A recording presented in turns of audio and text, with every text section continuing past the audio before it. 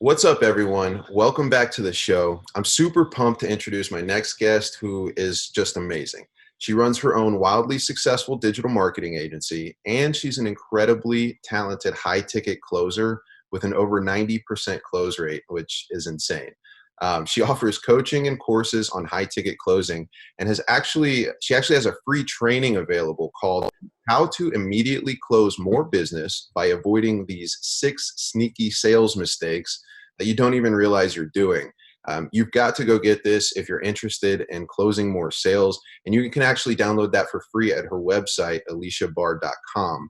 Now, on a side note, I do want to mention she loves travel, and she's also a passionate advocate for dog rescue, so she holds a special place in my heart. Now, without further ado, please welcome to the show, Aleasha Bahr.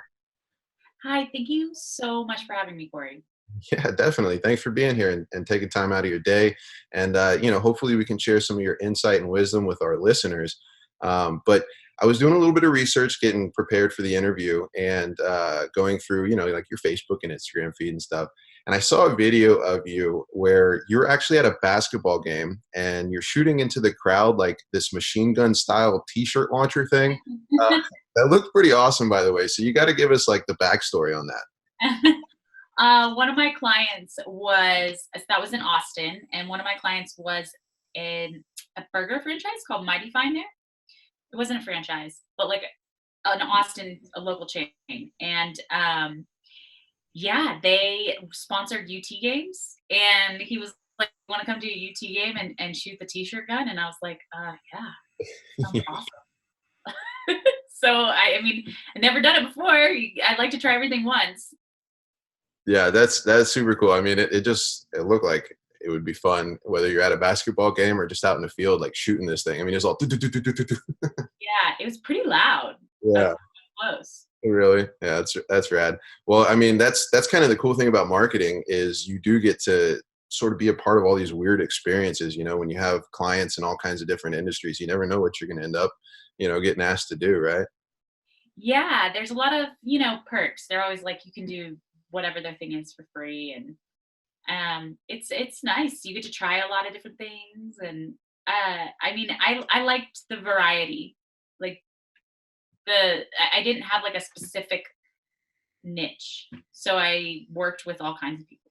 Yeah, that's awesome. So, I mean, talking about that, like, how'd you even get into digital marketing and becoming an entrepreneur? Is this like something you've always wanted to do, or is this a recent development? So my family is all entrepreneurs. So I grew up just seeing that always. And I didn't start out as an entrepreneur. I started out actually working for a website, a network of websites all about Mexico. And I was basically like the VP of digital marketing. I would like, come up with opportunities for advertising and manage clients on the site. And this was before Penguin happened. So we ranked #1 for Cabo, and I would talk to Cabo businesses about, being on there because we had a ton of traffic. Then the Penguin update happened, and everything just went to crap after that. But I then went to work at radio and newspaper companies, and they offer digital services because that's what they have to do to stay relevant. And radio had terrible capabilities, but newspaper had great capabilities, and that's where I spent the majority of my career before I was an entrepreneur.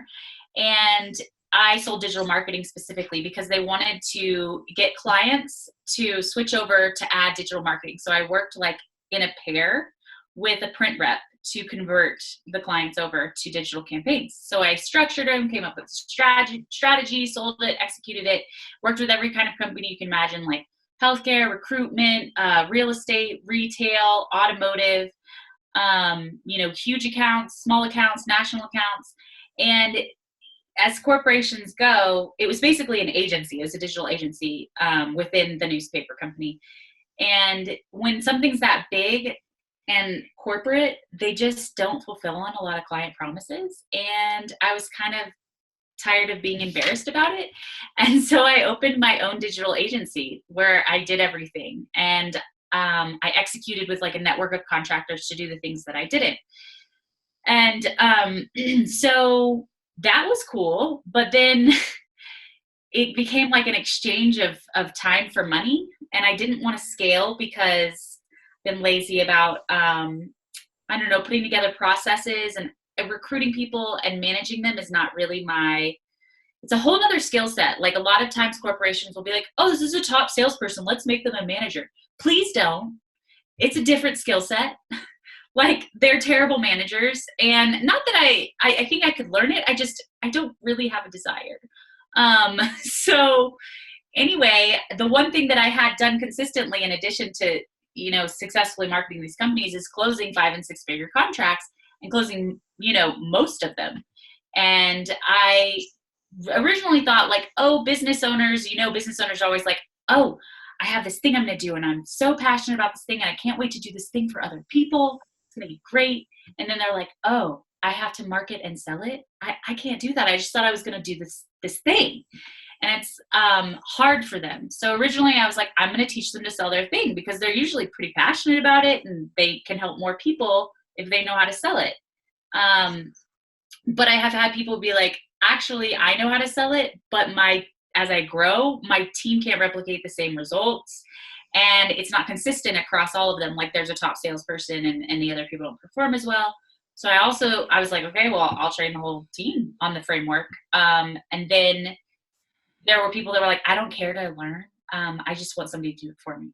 And so I have closers for hire too. But basically I found that sales systems, a lot of times people are like, here's a system, go do it. It works for me. And people are like, it's not working for me. And it's because people are different. So mine is a framework and then that they listen to, like an hour audio course. And then I coach them one-on-one to like custom fit it around what feels right to them and their client and their product. Because not every sales system makes sense for every industry or every person or the type of people you're serving. So mine's like customized like that. And it's 6 weeks and then they can just kind of like, we like try implementing the things that we talked about. If they work, great, revise, improve, so that by the end of the 6 weeks, they can just like go on their merry way and have like a sales frame that works for them every time. That's awesome. Yeah. And you talked about a lot and I kind of want to unpack some of that. Yeah. You know, going back to, like you said, when you started, you actually worked as part of an agency, and in a way it gave you the skill set and sort of the idea to be able to do this on your own. Now, I think it's really important that you were able to really see the sort of behind the curtain, right, in a company before you became the business owner yourself. And also self-awareness is super key. You mentioned that, that there's certain things you like to do, but there's certain things that you don't. How would you explain that, to an up and coming entrepreneur, an aspiring entrepreneur that may be in a 9 to 5, like, but they know that they want to do something on the side? Where can they sort of look at what they're doing to sort of find the pieces that can help them, start that business? Does that make Yeah. Yeah, it does. So I read this book by Liz Gilbert that I really liked a lot, where she just was explaining how artists put so much pressure on themselves. And I think that there's a similarity there with entrepreneurs. It's like, this has to be amazing. And if it's not, then I don't want to do it. And they stress about it. And it's like, defeating basically. And it doesn't always have to be this epic idea, and to just be curious. Be curious about what you're interested in and then explore it more and find out if there's an opportunity, and don't put a bunch of pressure on it being this like epic idea or whatever. Make sure it's something that you enjoy and can make a difference in somebody's life, and kind of go from there, and don't put so much pressure on it to be this like amazing thing. And the other thing that I've heard a lot is people will say, oh, but other people already do that. And that's true, but nobody does it like you. Mhm. So if you don't do this thing that you're good at, that you enjoy, that makes a difference, there's a person that could never achieve their potential because they needed to hear it the way that you presented. Yeah, I love that advice.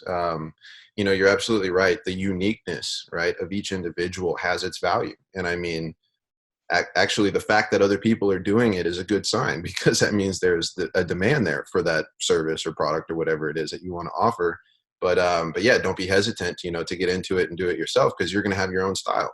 I mean, there's thousands of podcasts just like this one, but none of them come from me, right? So it's like that's why, for me, I decided to go ahead and do my own. And for those that resonate with me, they'll stick around, right? And then others, they'll find other people that they like, which is totally cool. And then the other thing that you mentioned, which is great, is really understanding that you're out there to provide a solution to a problem. That's all it boils down to, right? So don't get hung up on it having to be perfect and being grand and whatever this vision is. I mean, we all have big dreams and big ambitions, right?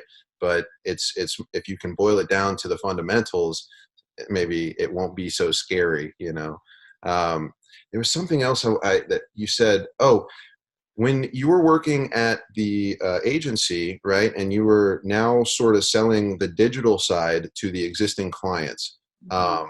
was there pushback on that? Because I mean, they're spending all of this money in traditional advertising, and now you're trying to like sort of talk to them about the digital side of things. What were some of the, I guess, um,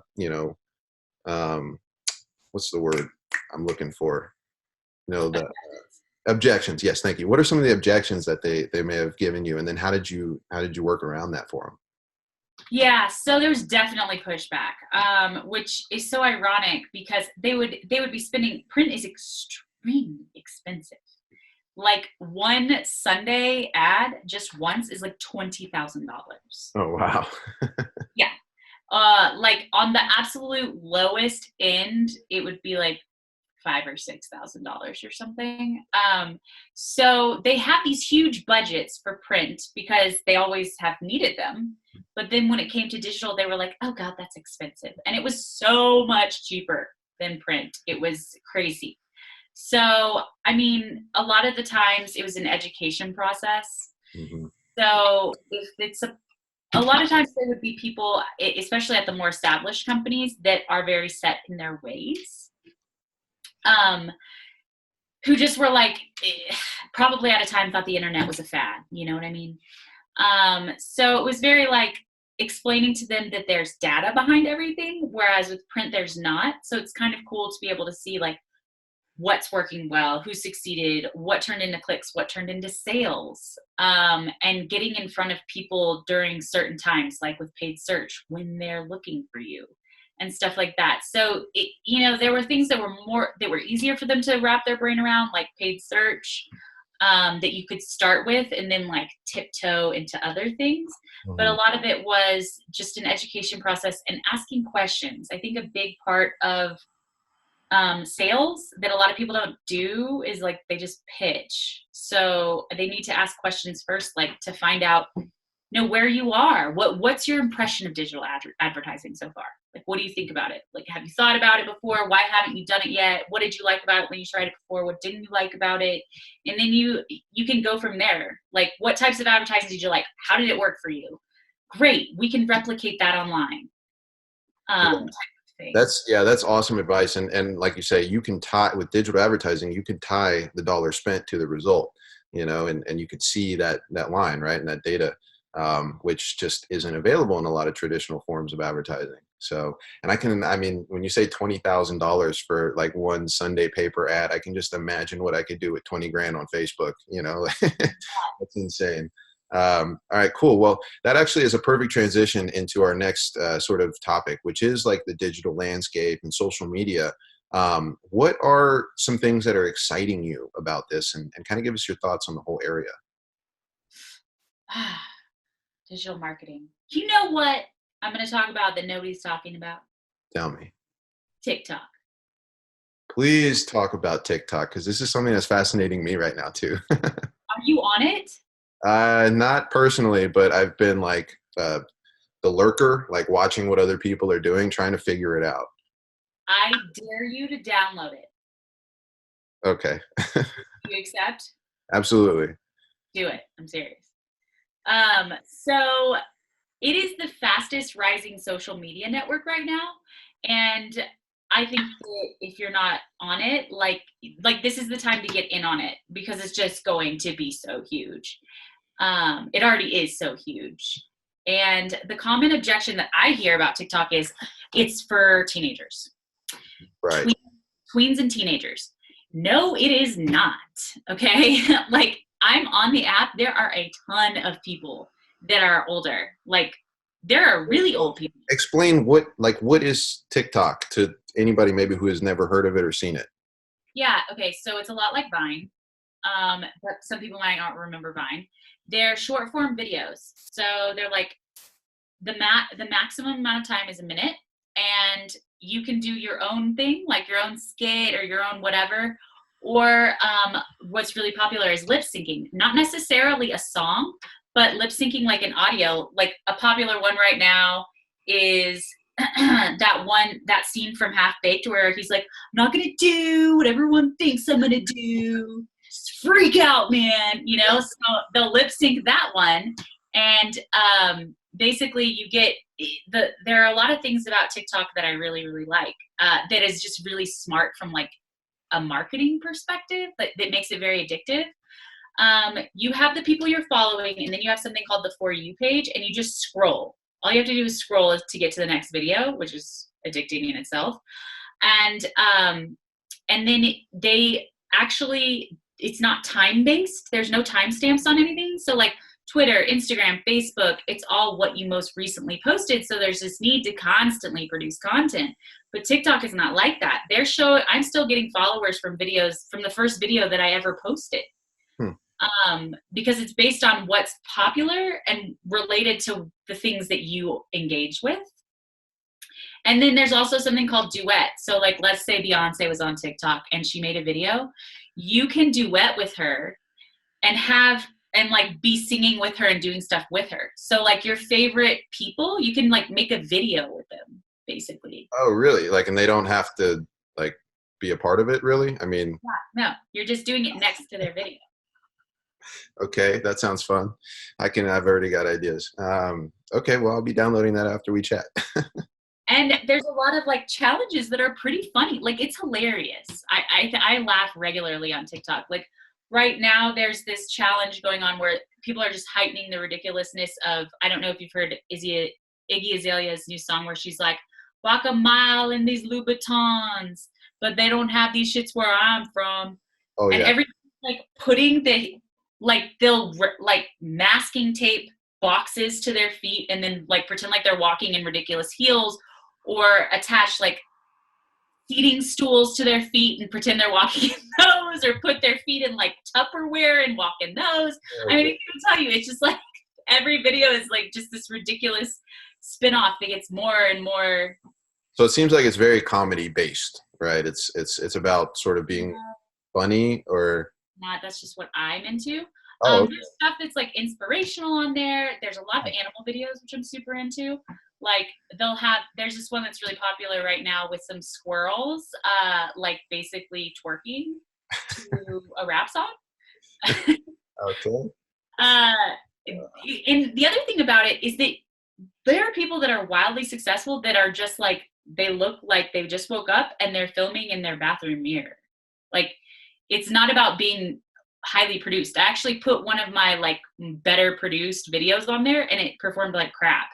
Like it's about looking authentic and like being in bed and like your hair is in a bun and you have no makeup on. And you know, that's really interesting, what you just mentioned, because I feel like that authenticity is almost like what people are they're dying for. Like they want this. There's so much fakeness out there now with Instagram specifically, because people just post like the most beautiful stuff from their life, and we all know like that's not what life is.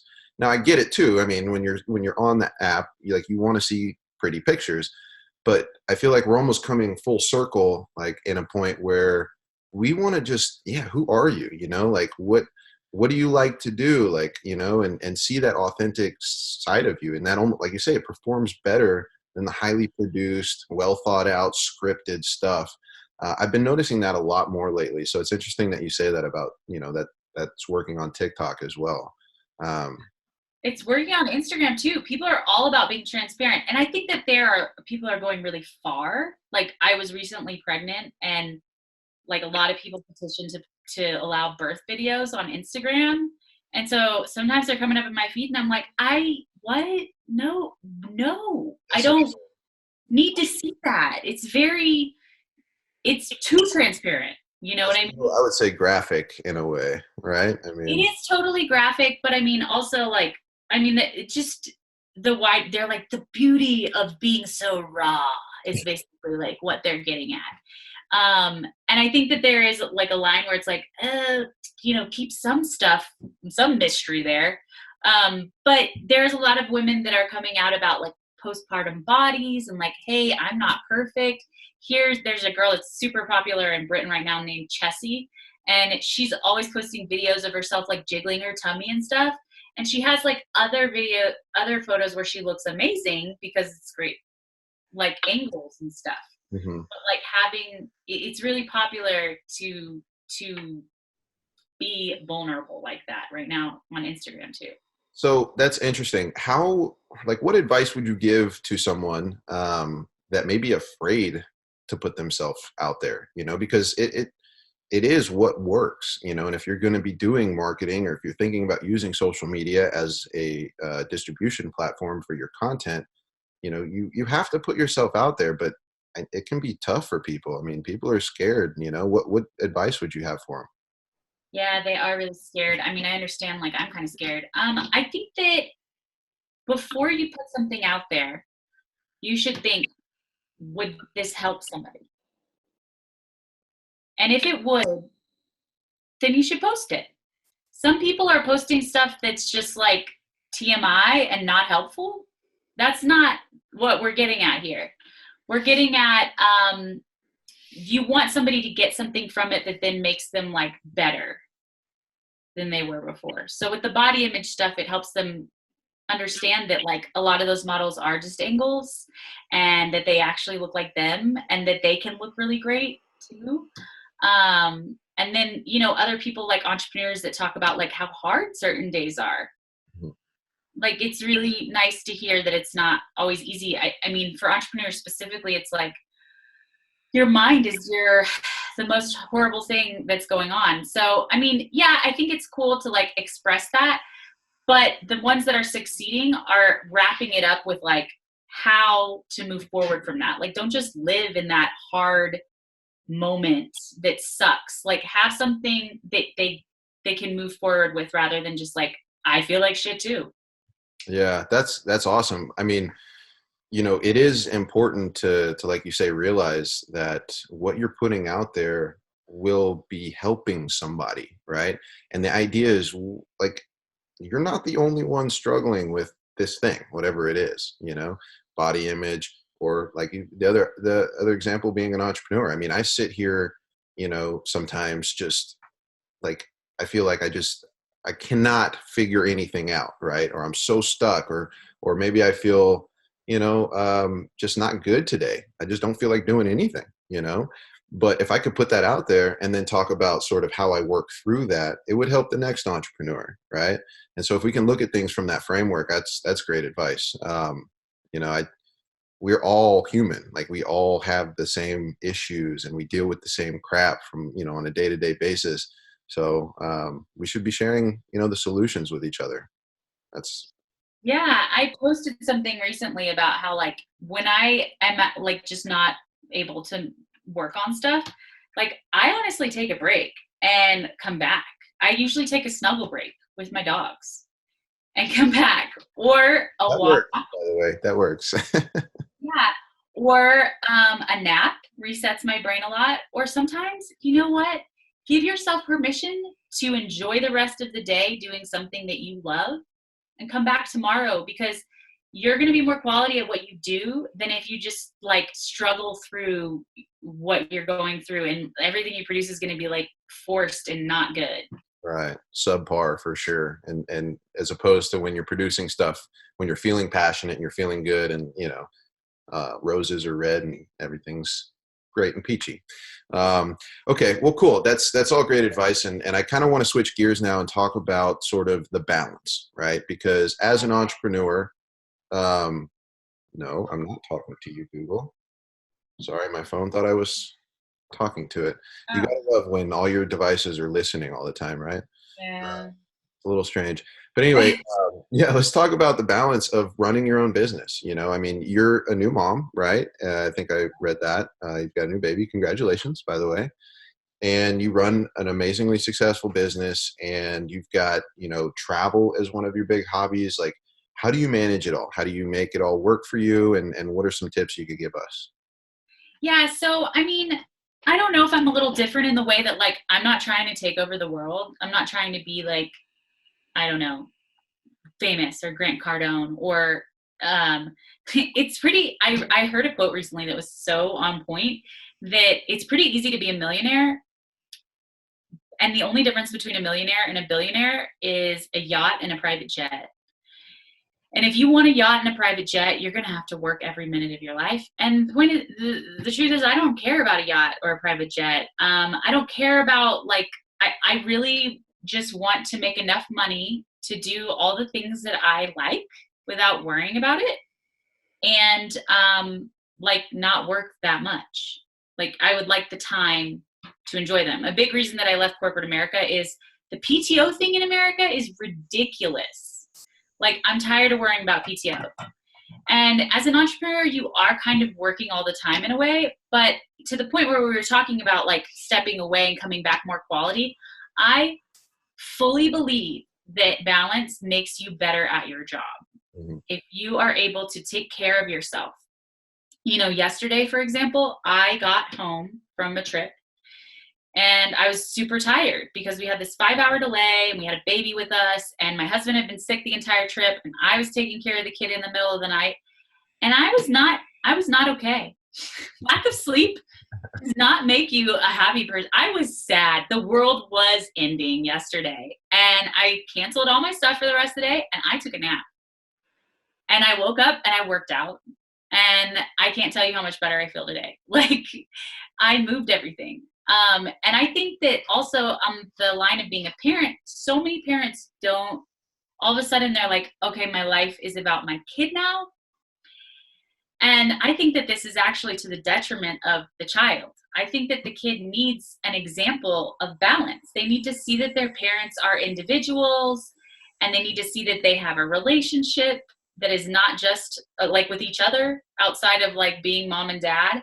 And they need to see that their parent is like working hard because that's their example. If they see that the parent's just all about them, then they've never seen an example of somebody who works hard and has a healthy relationship and is like an individual who has like hobbies and interests. And it's crazy how people just sacrifice it's almost like that Offspring song, like, the more you suffer, the more you know you really care.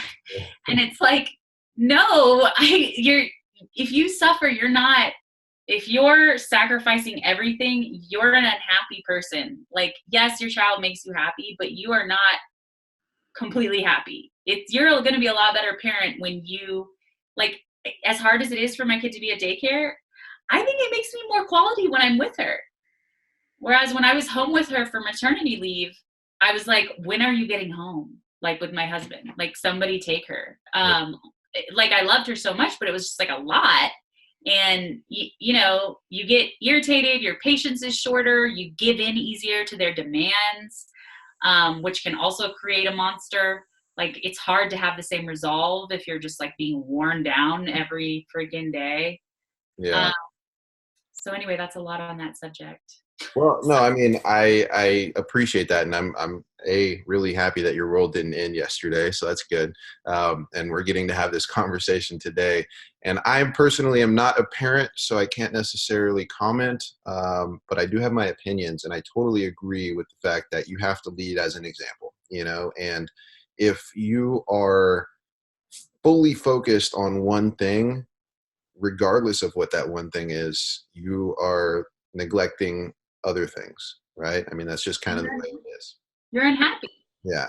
And kids are like sponges. I mean, I know that to be true. And they are very, very receptive and perceptive to their environment and the people in their environment. So if you're providing a good example, like that's really in my opinion, that's the best way you can teach. But again, I'm not a parent, so that's all I'll say about that. Now, what I do want to mention is what you said about, the fact that you don't want to be famous, and you don't necessarily need to be that billionaire with the yacht and the private jet. And I love that you have come to that point of self-awareness to know what success means to you. And I think that that's super important for everyone to define for themselves. And a lot of people, especially young people that get into entrepreneurship, have like this twisted idea that they have to be, they have to become millionaires, or like, they have to have the Lambo and the big, mansion in order to be seen as successful. And again, Mhm. it's perpetuated by the social media, perfect life, right? Perfect, successful entrepreneur that we see a lot of people put out there. But that does not have to be your definition of success. And so I love that you said that, and I think that that's really powerful advice for anybody listening, that's interested in becoming an entrepreneur. For me, my idea of success is much like yours, just being able to have enough money to not worry about my bills and my life, my lifestyle. And as we were talking before the interview, like my lifestyle is very, very simple. I mean, I live in my van with my dog and I travel the world. Right now I'm in a house because I'm at my grandparents' house, and I'm working with my mom to move her into a new house at the moment. But that's the only reason why I'm actually in an establishment right now. Like, I would prefer to be in my van traveling, experiencing things. And to me, that's success. That does not require millions and millions of dollars in the bank. Now, don't get me wrong. I would love to have a lot of extra discretionary cash to play with, but I'll get there through my investments at some point, and that'll be down the line. Right now, it's about life experience, and providing, hopefully, solutions to people to find their own happiness, whatever that means. So again, that's kind of why I'm doing this podcast. But I love that you said that. Success is individual to the person, and please don't get it twisted that you have to become some uber, popular celebrity type figure in order to become successful. That's not required. Everybody has their own definition. So thank you for that. Let me ask you one question. Do you have any tips on time management and productivity when it comes to actually doing the work? Yeah. So I think so much of it is like, get it done. Just don't worry about it so much. Like, get it done and then revise from there, because your idea of perfect is going to change a bunch based on your experience as you grow, and also like your audience is going to tell you what they actually want. Otherwise, you're just guessing. And to realize that the beginning is the worst it's ever going to be. It's only going to get better from there. So yeah, okay, you did it. It sucked. Now you're going to do better. And at least that's like behind you, and you're just improving with time. I mean, a lot of people struggle with self-motivation. It's not something that I struggle with. Like, I think it's important to prioritize what is going to move you along the farthest, the fastest, and get those things done first. And if you're having a bad day where you don't want to get stuff done, just do the have to do's and then give yourself a break on the rest of it. And there's some data that I've learned recently that is really interesting and so true, is that people grossly overestimate what they can do in a week and grossly underestimate what they can do in a year. And so if you can actually think of your goals and then break them down to little achievable wins, like, I think that people get a lot more momentum when they have like something easy on their to-do list that's like, email back Susan, and they can cross it off. And Mhm. little things, write the copy for this thing, and you can take your big goal and break it down into little bitty goals that are really easy to attain, and they build on each other. That's awesome. Yeah, and I agree too. Like you said, focusing on the big movers, right? The levers that will create the biggest result for you, and getting those things done first while you have the energy. But that's a great advice on days that you just aren't feeling it. Just the little micro things, and every time you check something off a list, it feels good for sure. Yeah. Well, Aleasha, this has been a lot of fun, and I have one final question for you, which is looking back, from where you are today and with all the knowledge that you have, what is some advice that you would give yourself maybe 5 or 10 years ago? Stop worrying. I have a friend who says that worrying is just spending time, effort, and energy on what you don't want to happen. So you might as well use that time, effort, and energy imagining what can happen, because your mind is a powerful tool. So just learning that sooner. And she also says to tell a better story. So to be more conscious of what you're talking about. And I think that being humble is great, but some people can be like really self-deprecating to a point where it's like, geez, like go easy on yourself. So I think that, even if something bad is happening in your life, to say like it's getting better and better.